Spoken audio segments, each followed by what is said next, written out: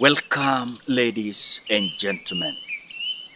There is a confusion as the chair of African Union says that the Tanzanian election was free and fair, and on this side, the African Union Election Observer Mission says that Tanzania's election fell short of democratic standards.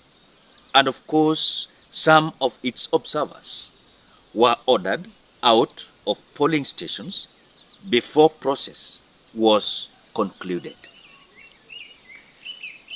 Kuna kitu hapa, tuambiane ukweli. The observers who went to Tanzania to see how the election of Tanzania will be, they are now declaring that they were either kicked out from the polling stations, they were forced to delete some photos, they were forced to delete some videos where could have portrayed that the reality is SAMIA Suluhu was in a mission to bungle the 2025 October 29th general election in Tanzania. Something that is very funny, that I'm so curious about. Look at the African Union chair says that the election of Tanzania was free and fair. That is the chair, Mohamud. But when look at the observers are now coming out to say that the election was not as per the standards of the election that was expected to come out when it comes to the Tanzanian general election. And then we can confirm and have a summary that the 2025 29th October general election of Tanzania was null and void.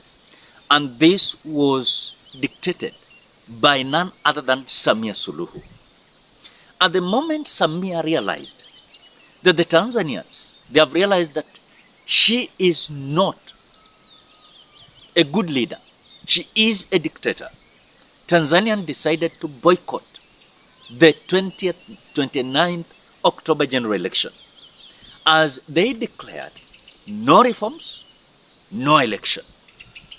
This declaration came earlier when the opposition leader called Tundu Lissu, who is currently in custody, being arrested because of just declaring no reforms, no election.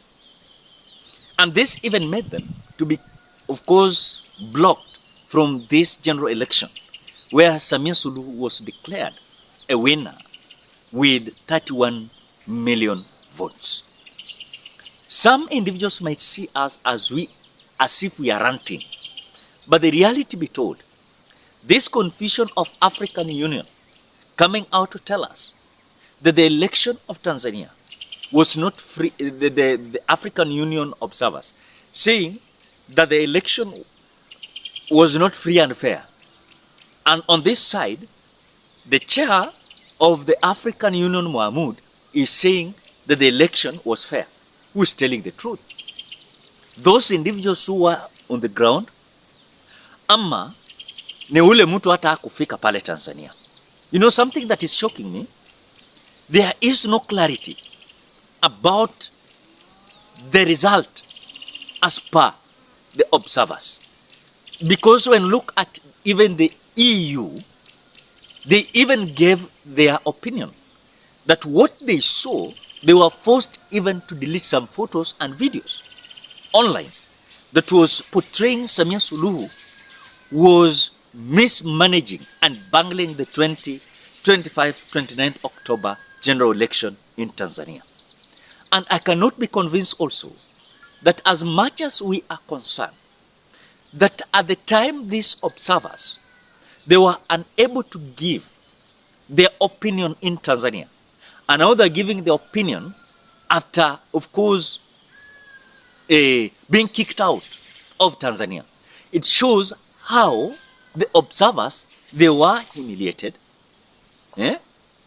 All the time they were in Tanzania. Because we are being told that even sometimes they could be ordered not to post some photos and videos. And those who posted, and of course the videos were online, they were forced to delete. So when you look at all these scenarios, the people of course, Tanzania, you can tell the reality is Samia Suluhu never won, or rather not won, she bungled the general election of Tanzania. Because of course I told you here, Mama Samia Suluhu could have won election, even with 7 million votes. Even 8. She could have won election. Why kill people?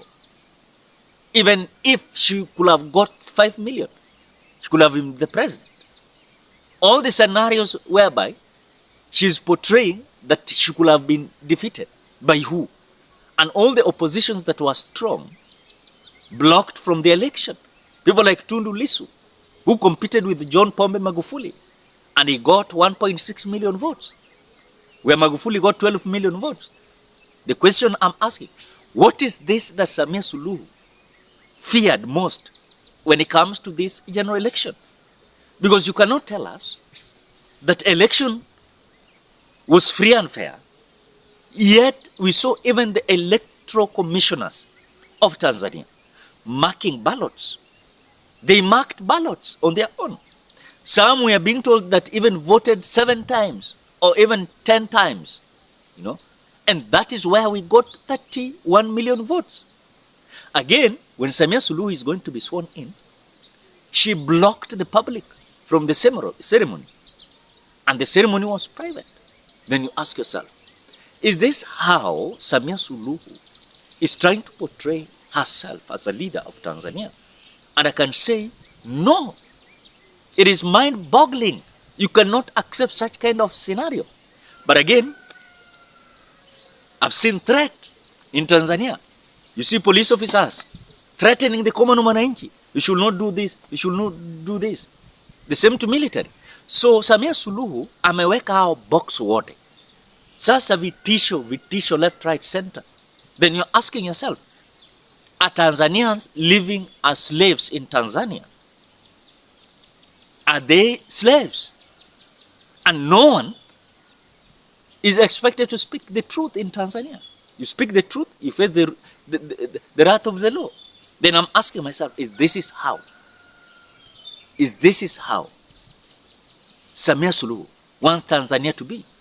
And I can tell you, the time is coming that Samia Suluhu might not believe